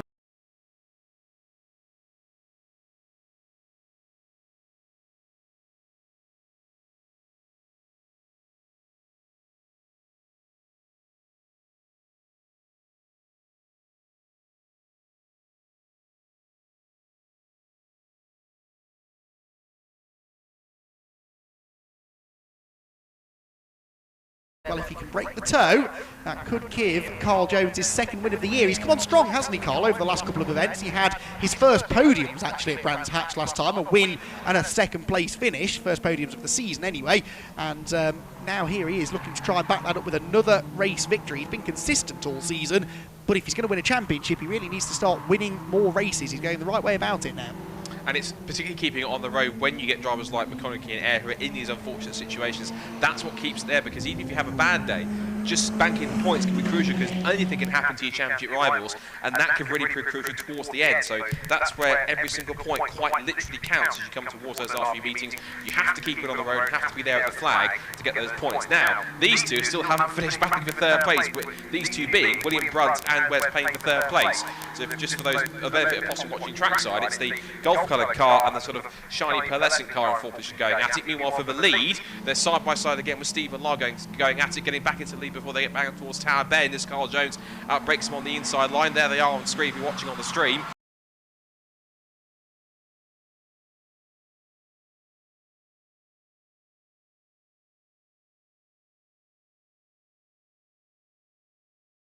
And for third and fourth as they come back into view in a second, which they will, we'll look at them in a second, but still the leaders going at it for front. Quick check-in as we look at this battle for the rest of the top 10 behind the top 4. So Max Gaunt is now in 5th position. He's been battling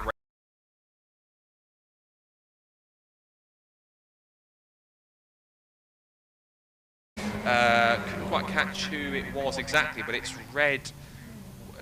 red, black and white towards the back of the field. Just off our screen here on our total, we just spotted it, quite actually the number. I think Craig Menzies maybe, 28? Possibly, yeah, I think he was the one that went around. Looking back on the stream though, we've got third and fourth position, so it's still Brunt versus Payne in this battle for the final podium spot.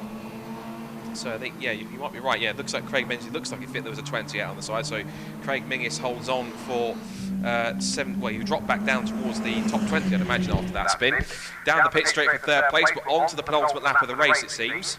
So in towards Clairvaux they go again. Wes Payne. Oh, that's a car off the road.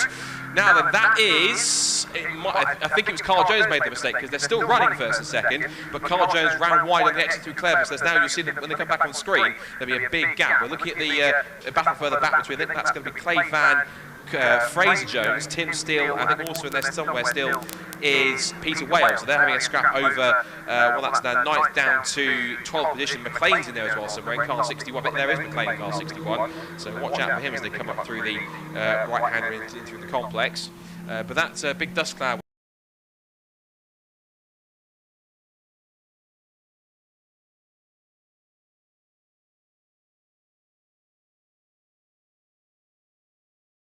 caught out Carl Jones going into Clervaux corner. Down through Tower comes the, what's this, 9th place battle then. Clayfan, Jones, Steele and McLean still in that order as they disappear from view. The leaders there were about to come on to their final lap.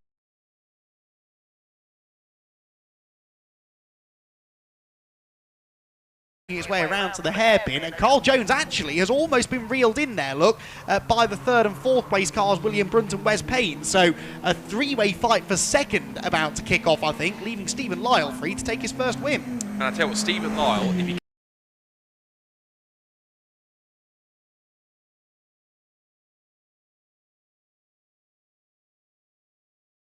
first win, because he was in that position of being in the lead, last corner, last lap, and Carl Jones just stole it on the line by a matter of a few thousandths of a second, which will really have gutted, made Stephen Lyle feel very gutted. But if he holds on, if he can hold on to this last lap, that will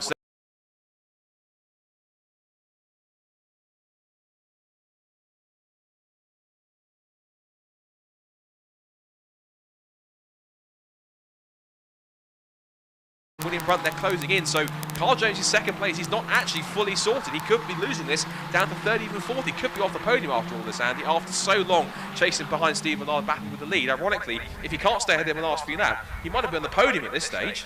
Yes, and that would not be good news, certainly with him looking to try and take advantage of Harry Eyre and Blair McConaughey's non-finishes.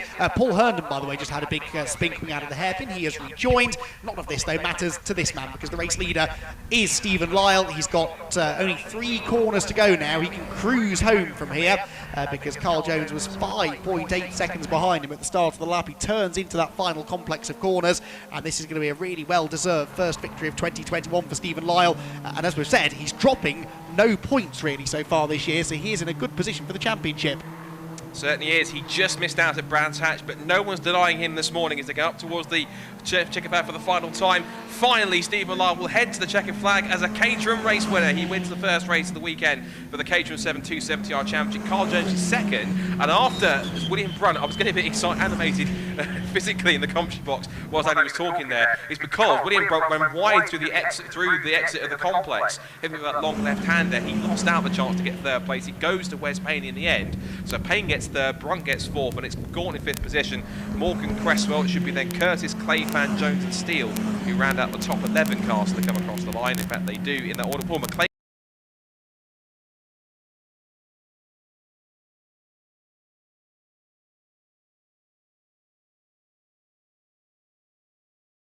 Herndon, Errol, Gaunt, Mingus and Cook will round out the 21 finishes. Of course, we lost Harry Eyre, Blair McConaughey and also Richard Hoare towards the earlier stages after just 7 laps, so he also pitted with a problem.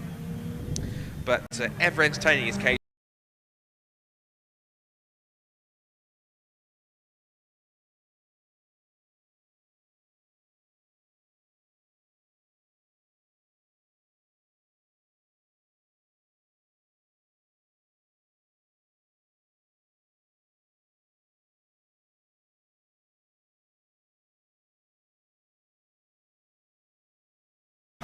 With William Brunt all the way through from start to finish. It felt like it was endless through that half-an-hour race, but great fun to watch. And again, for someone to win their first race, I know at the moment we don't sort of know exactly what that feels like, but for a driver, it's got to be just a mixture of relief, of excitement, of a little bit of emotion in some cases as well. All of that will be going through his mind. He'll be going through the motions quite literally with Stephen Lyle with that one. That's a victory that he will savour for a long, long time, because your first is always your sweetest. Especially when you've come so close on a number of occasions before that. You know, he's finished on the podium 3 times. You mentioned that win that was snatched away from him on the line last time out at Brands Hatch, and that race was then followed up by a non-finish in the second race. So he must have thought, oh, was that my chance to get the win? Is it ever going to happen again? And here he is, the very next race. He's managed to survive an almighty battle at the front amongst the championship frontrunners, the rain coming in towards the end as well, and whilst everyone else lost their heads and made mistakes, he calmly and quietly got on with his job and put in a really, really professional drive there. And as I started to make the point, because he's not dropping any points, because he missed those first 2 races at Donington, he is genuinely a championship contender. If he can pick up 1 or 2 more race victories over the rest of the season, don't count him out to be up there mixing it with the likes of McConaughey and Jones and Eyre for the championship come Cadwell Park.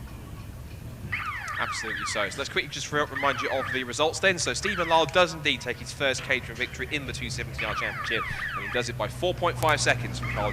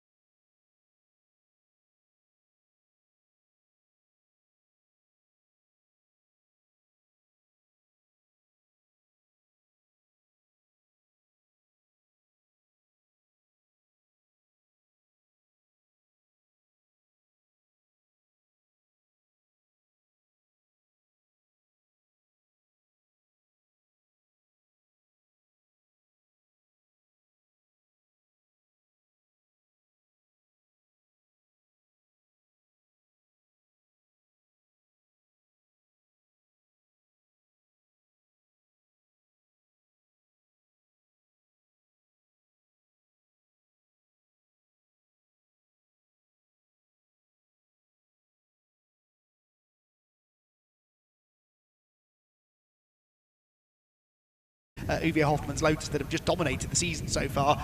I think we're in for a really, really exciting 4 hours of racing. So make sure you all stick around for what should be a brilliant 6th round of the championship later on today. Yes, indeed. So Caterham's and Fun Cup this afternoon.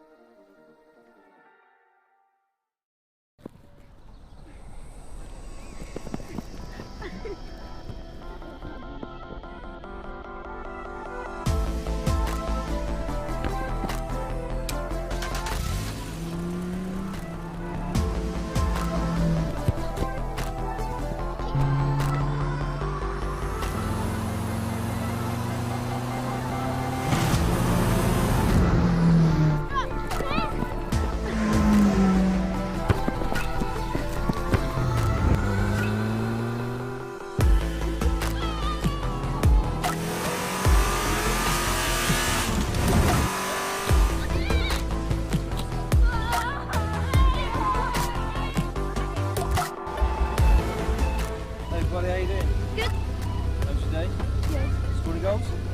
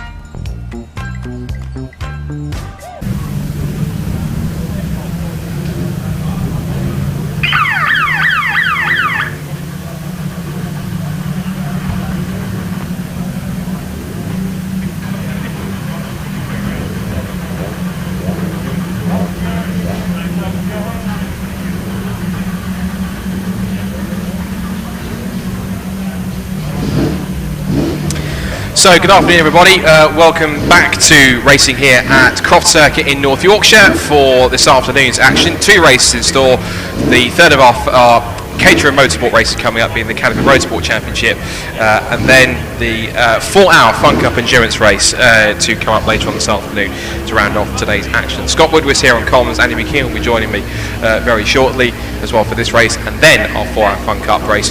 And as the cars are making their way around onto the grid in what's essentially their green flag lap, we will take you through how they're set to line up for this first of 2 Caterham Roadsport races for today. There's a fantastic title fight going on between the top 2 of the championship, that being last year's Academy champions Taylor O'Flanagan and Tom Cockrell. And ironically, both of them will start on the front row of the grid, or quite fittingly, with Taylor O'Flanagan on pole, only just ahead of Tom Cockrell. They're very evenly matched in terms of times. Gwyn Jones and Dominic Mansberger come next, Hugo Bush and Alex Vincent, and it's Peter Mott and Steve Lancaster. Andy London, Nick Timpson round out the top 10 from Christopher Broome and Ron Mounsey. Then Kevin Turner and Ryan Lovett come next from Ian Hapgood and James Hall.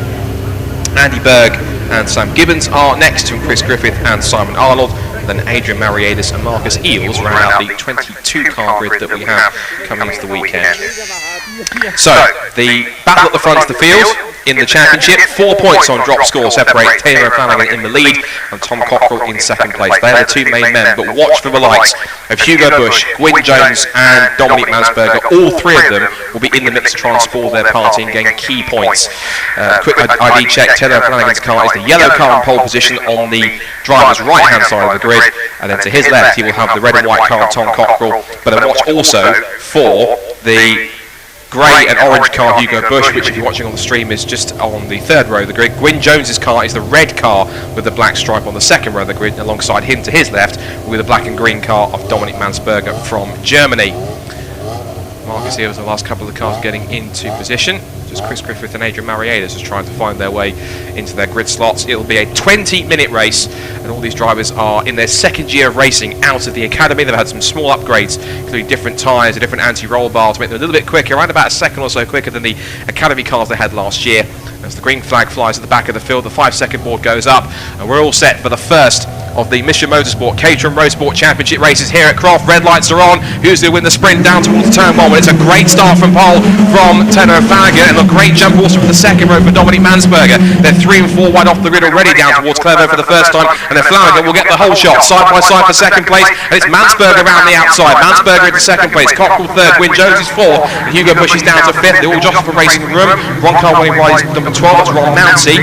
He looks to try and go up the inside of Chris Bruce. They come up through the right-hander of Hawthorns into the chicane and down the back straight for the first time. So O'Flanagan leads it. It's Mansberger in 2nd place, and now which is Nick Timpson.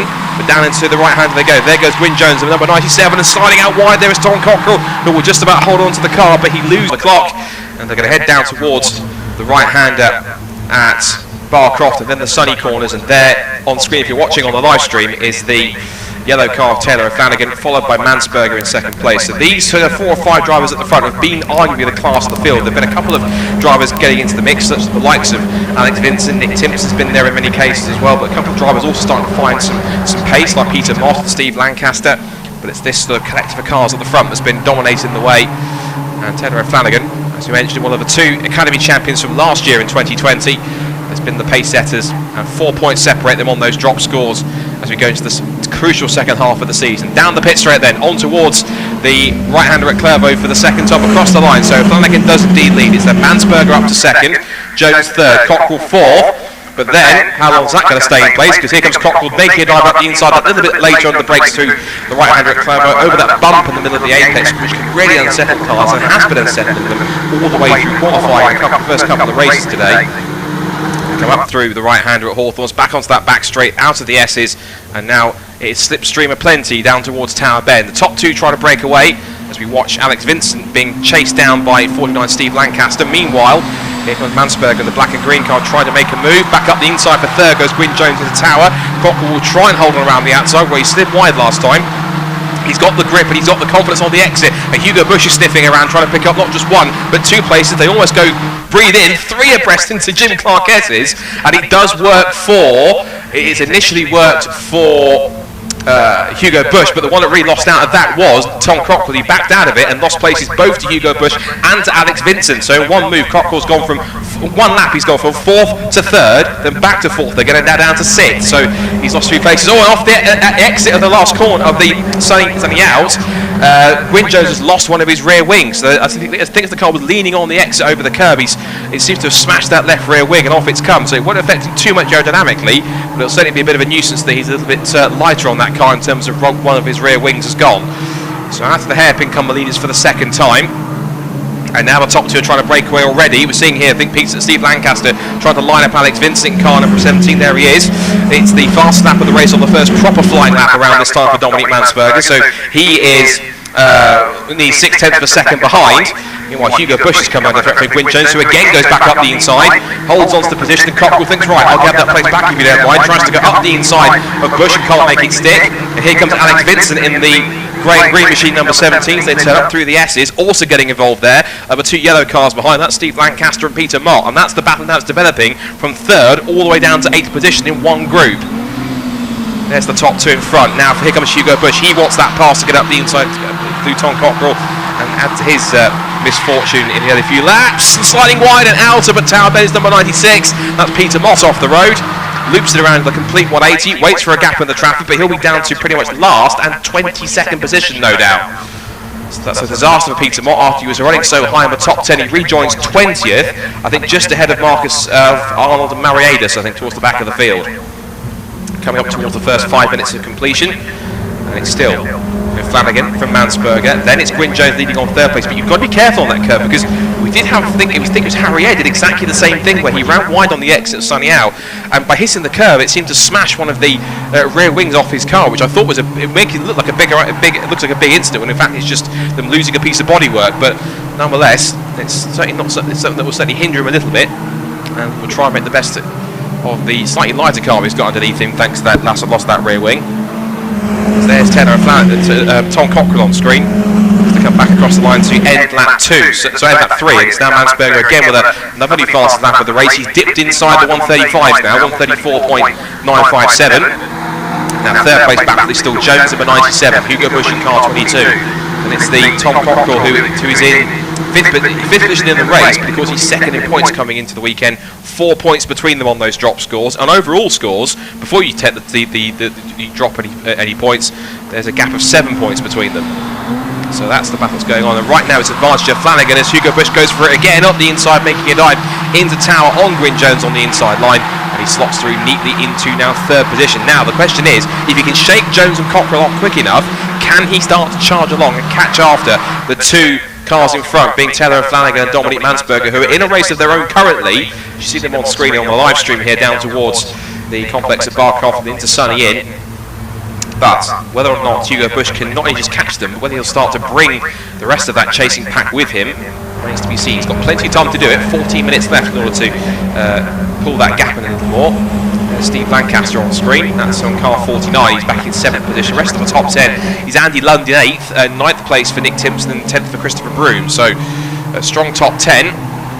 As Cockrell had a big up heading through the complex and into the hairpin now. He's trying to make a move to try and get back around the outside of Gwyn Jones for 3rd position, but now he finds himself under threat from Alex Vincent, who snuck up the inside and now puts himself level with the Academy champion from last year. He's going to try and steal 5th position from him on the run down towards Clairvaux. There's the top 2. Flanagan from Mansberger, then Bush, and then Gwyn Jones has managed to stay ahead of Tom Cockrell, who in turn has stayed ahead of both Vincent and Steve Lancaster. Lancaster having a look, try and get closer to Vincent to try and take away 6th position.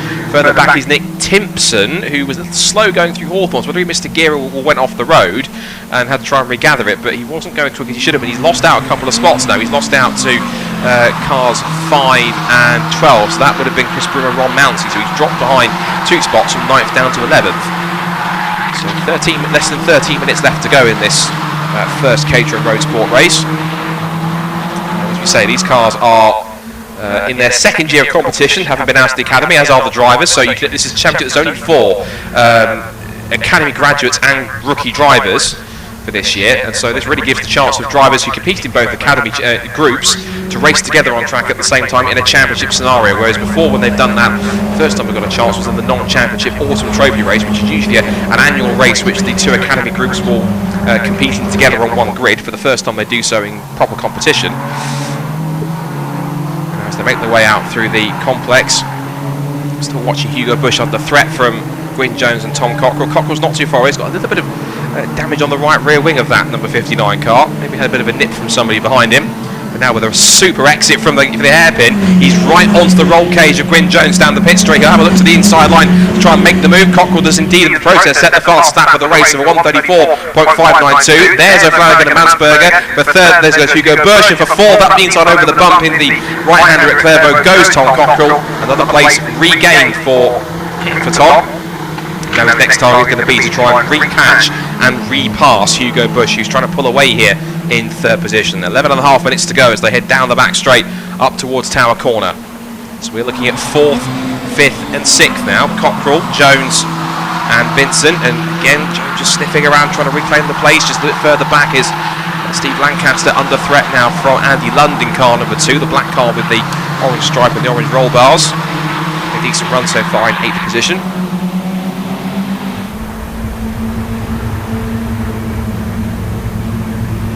As they come back up towards back into Barcroft again, and Tom Cockrell just closing a little bit more on the braking up into the Sunny corners. It's a two-part complex of those two corners. There's Sunny in and then Sunny out, which is obviously quite creatively named, but Sunny corners certainly are a double apex right-hander that takes you onto that short back straight and back to this long arcing left-hander that winds you back into the complex, and then the hairpin to end another lap. So we've got a 4-car train battle that you're developing here for that final podium spot. There's a one-on-one duel going on between Lancaster and Andy Lund, and this 5-car scrap going on, and this is for further back from 8th down to 12th position, because you've got in this mix now, you've got Ron Mounsey, you've also then got Nick Timpson, Christopher Brooms in here, Andy Lovett in car 38 and also in car 27, and that is Turner in the white car with the orange stripe. That's some scraps going on pretty much deep in the midfield, so good to see there's some healthy battling going on. Someone's run wide on the exit of Clairvaux. There's some dust being kicked up as they come back through Hawthorns again. At the front, the gap is now just over a second between O'Flanagan and Mansberger, but looking at lap time, Bush is lapping quicker than Mansberger, so trying to close that gap down of about 2 seconds. So if Bush can carry on with some clean laps and possibly bring Cockrell and Jones and co with him, we might see not just a one-on-one duel for the lead, we might see a quintet of cars battling over that first place. Watching on screen here on the live stream, we've got that battle we talked about going on between 9th down to 13th from Mounsey, Broom, Timpson, Lovett and Turner, all nose to tail into the Jim Clark S's, so we'll see how the players are. No one's making a move just yet, they're just playing it safe. Rob Mounsey, who has McDonald's sponsorship on that car, because I think he owns a chain of McDonald's franchises, so hence the reason why he's not only got McDonald's racing caterers, but also got McDonald's on the car. I'm pretty certain that as a catering racer, he's absolutely loving it. Yeah, complaints for bad puns on a postcard, please. Anyway, back to the leaders as we continue to watch this scrap. Mounsey has a lock-up heading into the complex, still being chased down by that black car with the fluorescent yellow wheels and graphics. That's Chris Broom. Mansberger sets a new fastest lap of the race, 1:34.564 to close the lead gap back into just under 7/10 of a second as they turn in through Clairvaux again. It's on lap 8. Oh, Hugo Bush with a big slide through Clairvaux. I think he's hit the bump there, which I think ever since the circuit got resurfaced, unless it was there before it was resurfaced, there's a bump right on the apex of Clairvaux. I talked about it just before the race started, and that really has been unsettling, not just cars in Caterham, but Fun Cup as well, all the way through this morning, and it really has given Cockrell a chance to really get onto his tail and have a look for the lead. There's the top two closing back in as Mansberger gets close to O'Flanagan. Meanwhile, Cockrell looks to the outside into Tower Bend, and you can pass around the outside at Tower if you've got enough grip and confidence, which Hugo Bush doesn't appear to have. He's squirming around on the exit, trying to find some traction, but at the same time he's putting his car in all the right places in all the right times, and somehow managing to keep his nose in front. So they come back up through the Jim Clark S's, back towards Barcroft, and this is a great chance for Tom Cockrell now to try and get himself into that podium place. Once he gets through, he's then got to try and close down another 2 seconds to try and catch up to the leading group, which I'd say he has got just about enough time, but it's a matter of when he gets past Hugo Bush rather than if, and Hugo Bush is swerving around again in the background. So we're looking at our top two heading through the complex. We're looking further back. I think there is going to be a change for third place. We see now Flanagan and Mansberger. Now there's a slippery surface flag out there, which just is either fluid or something on the circuit, which is either that or that piece of bodywork might be the cause. Meanwhile, here comes Cockrell then for third place. He needs to get past Hugo Bush now, otherwise he'll run out of time to try and catch these two at the front of the field. So Flanagan and Mansberger continue to lead, but for third place, what's happening into turn one? He's going to come out on top. It's Bush for the moment. He clouts the curve, as he says, ahead of Cockrell, who in turn has now been backed up into Gwyn Jones, who in turn is still being backed up into Alex Vincent. So it's third, fourth, fifth and sixth all together as the top two continue to run away. The gap between second and third is now 3.3 seconds. It's all the defending that Bush is having to do from Cockrell and co behind that's losing him time to the cars in front. And that in turn is causing him quite a few problems. So at this moment in time, it looks as though first and second place, it's at the moment pretty much guaranteed between one of these two drivers, between Flanagan and Mansberger. But for third, it's anyone's guess, because Tom Cockrell once again is all over the back of Hugo Bush as they turn in through the Jim Clark S. It's a fast, high-speed, almost flat-out section at the back here. It's a very fast, flat circuit, it's Croft, but that's why it gets such high lap speeds, and it's fantastic to see these cars going absolutely properly wheel-to-wheel. First time we've had Caterham here since 2019, so it's one of the first proper chance they've had a chance to race on this resurfaced Croft, because it was resurfaced a couple of years ago, and that certainly seems to be adding quite a bit more grip to these cars and certainly providing some great action at the front. So Flanagan and Mansberger continue to hold the advantage. We're looking at this scrap for third down to sixth, still with Hugo Bush. It feels like clinging on for dear life behind for these cars in front. Still, that slippery surface flag is down there. I suspect it's for just a warning for the debris that's down there. Someone's lost a wing or possibly even a nose section by the looks of it on the front of someone else's car. 5.5 minutes to go, and still that lap of the third will not calm down. There goes the top two, out through Clevo again. Lap 10 in this race now. Another big sideways moment there for Hugo Bush, really throwing the car around, and Cockrell had to stand on the brakes a little bit there, not to go straight to the back of Bush on the entry into Hawthorns. They come back in through the S's, using all the curb, and now that run down the back straight, and again Cockrell will get in that slipstream. A massive slingshot on the run down towards Tower Bend. It looks like he might have had an advantage, but he pulled out for a second, and now Cockrell tries to go to the inside. Bush sweeps right to the inside line to defend, forcing Cockrell to go a long way around into Tower Bend, but he has to try and get through if he can hold on to the outside line, which he has. Oh, there's contact! Round goes Hugo Bush. There was contact with Bush and Cockrell, and I suspect maybe it was Cockrell trying to keep himself on the racing line and trying to get himself, because if he found himself on the outside line at Tower Bend, and then Bush tries to take his normal racing line and tries to defend, but because Cockrell almost had two wheels onto the guard, he tried to come off, didn't realise he was that far alongside. The pair made contact, and sadly Hugo Bush has dropped down, I think, just outside the top 10, whereas Tom Cockrell has carried on. I'm sure it's not the way he wants to get past Hugo Bush, and Hugo might feel a bit aggrieved at that. But I think we'll let the stewards decide if there's any repercussions for that one. Meanwhile, the top two remain unchanged, completely unscathed and completely unbeknownst to the top two that incident for third place has happened. But Hugo Bush will carry on then, and I think it was minimal damage. It was just an interlocking of wheels between the two, and I think they would have got away with it without relatively any damage. Tom Cockrell's car looks pretty much unchanged at the front, so no real changes between them. But Flanagan will certainly take comfort from the fact that he's taking more points out of his main rival Tom Cockrell, who is back in third. That will be a little bit of damage limitation in terms of trying to keep up. He will try and push on, but given the fact the gap is 5 seconds between Cockrell and Mansberger in second place, with the top two as close as they are, I can't quite see Cockrell trying to close in here with enough time, unless he puts in some incredibly quick laps and sets a string of new fastest laps. I can't see him catching up to these two in time. Certainly give it a good go, but I think possibly the damage of the gap that's been pulled out has already been done. So all he can really do is pull away from these two battling for fourth and fifth, that being Gwyn Jones and Alex Vincent, and trying to solidify that final podium place to get back the points to go with it. There is Cockrell. He's had a quite strong run through the season, of course, back and forth. He's had his fair share of wins, as has O'Flanagan and co. It certainly has proved to be an incredibly competitive season in the Roadsports. There's a battle further back. That's James Hall battling with Andy Berg, and Sam Gibbons isn't too far away from him. This is a scrap from just ahead of them that we've got Ian Hapgood, so 15th down to 18th, having a good scrap towards the base of the field. So deep in the second half of the pack, we've got some great battles going on further down. So it looks like Just trying to close in there is James Hall, who he's had his moments so far this season. He's had one or two moments up towards the sharp end, but he's just not quite finding the pace here this weekend so far at Croft. He's back down in 16th position.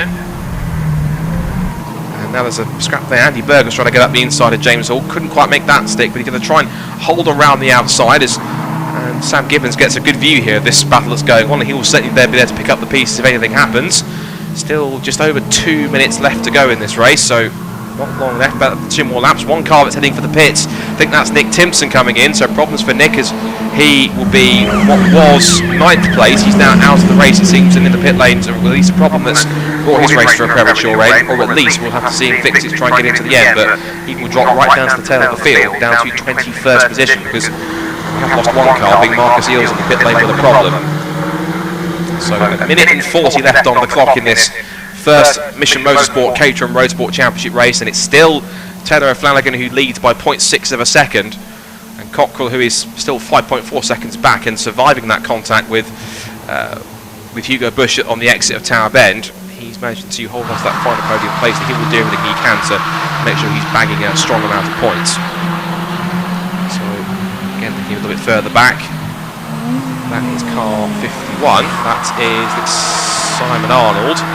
He's back in 19th position at the moment, so he's in a bit of a race of his own here. I think we could do with seeing the leaders in a second, because not only is O'Flanagan set a new fast lap of the race and Mansberger's on a similar sort of pace, they're going to go on to the last lap to possibly try and settle this. Meanwhile, Ryan Lovett's having a bit of a battle here, having under threat from Ron Mounsey. As we look back to our race leaders, so Flanagan's got a slightly bigger gap this time round. The gap is now just over a second, as Mansberger lost about 0.3 of a second on that last lap. Both lapping pretty strongly in the 135s. Gwyn Jones has just put in a new personal best, 134.6, so he's got the gap down between himself and Cockrell to 1.4 seconds in the end, but Taylor Flanagan's been here before. He's been a pretty commanding race winner when he's been towards the front, and even though Mansberger has pushed him hard and had his moments in the sun as well, Flanagan is starting to carrying on, taking just that another step closer towards this potential Roadsport title. If we look at the amount of times that Flanagan's taken a victory, won a bit of a win drought. He actually picked up his second and third wins of the season last time at Brands Hatch, because he finished he was either second or fourth. He couldn't finish third in the races between the first race at Donington Park and then the doubleheader that we had at Brands Hatch last time. It was pretty much alternating, being from the first race at Donington he picked up a fourth, a second, a fourth, and then 2 seconds at Silverstone before the 2 wins at Brands Hatch. And as he turns in through to the complex the final time, Mansberger will close in, but I think, bar any dramas at the final corner, touch wood, I think we should be seeing him pick up his 4th win of the season. And Mansberger will get close under brakes, but it won't be close enough as he heads up towards the checkered flag for the 4th time in 2021. It will be a victory in the Mission Motorsport Caterham Roadsport Championship for Taylor O'Flanagan. He wins race 1 here at Croft, with Dominic Mansberger only 0.8 of a second behind him in 2nd place, and for 3rd, surviving the contact with Hugo Bush, he picks up podium Tom Cockrell, as through comes Steve Lancaster to pick up a strong result in 7th. Well done for him. He finished by Andy London 6th, Alex Vincent in 5th, and Gwyn Jones picks up 4th. And they're still battling at the final corner, because Ryan Lovett is just ahead of Chris Broom, who has quite literally bamboozled Ron Mounsey at the final corner and stolen the position from him. So it looks like Broom has managed to pinch the final top 10 spot from Mounsey. So it was Ryan Lovett 9th, and it was Chris Broom in 10th and Ron Mounsey 11th. And Hugo Bush, meanwhile, who had that contact, he managed to get back up to 8th. So plenty going on. They're still going sideways out of our commentary box window. Adrian Marietta's got very all crossed up in front of, rather bemused. That was he was in front of. I think it was the 20 of Chris Griffith. So yeah, very bemused in front of him, but they still managed to get to the flag and pick up 19th and 20th places, with Marietta's ahead of Griffith. The 2 cars we lost were Timpson and Eels. Timpson after he pitted, and then Eels before that. I think Eels was the one that lost his nose section, because that's the car that was possibly sat down at the head, which the marshals are going to pick up before our next race this afternoon. So congratulations to our race winners. As I say, Taylor Flanagan picks up his 4th win of the season. There are the results on screen if you're watching on the stream. Just to recap for those watching and here at the circuit, Taylor Flanagan wins by 0.8 of a second from Dominic Mansberger in 2nd place. Tom Cockrell picks up 3rd from Gwyn Jones, Alex Vincent, Andy London, Steve Lancaster with an impressive 7th. Hugo Bush resided to 8th after the contact, then Lovett and Broom round out the top 10. Ron Mounts just outside the top 10 on the final lap from Peter Mott. Then Ian Hapgood wins the battle between himself, James Hall, Andy Berg and Sam Gibbons, with Kevin Turner, Simon Arnold, Adrian Marianis and Chris Griffith. The 20 cars that made it home from the 22 that started, and then the 2 cars we sadly lost in the pit lane were Nick Timpson and Marcus Ehlers with their own mechanical dramas. Fastest lap of the race went on lap 11 to Taylor and Flanagan at 81 miles an hour exactly, 134.441. So, excellent stuff from Taylor and Flanagan. That is the end of the Caterham racing for today, so we are moving on to our main event for today, which is the 4-hour Fun Cup Endurance Championship race, and I believe we're getting set. We'll have Jamie Peter Dennis down in the assembly area waiting to have a chat to some of our Fun Cup drivers before they head out onto the grid, and so it should be quite an exciting prospect in action, 4 hours of action in prospect, if I can get my words out. So we'll be hearing from very shortly from Jamie Peter Dennis down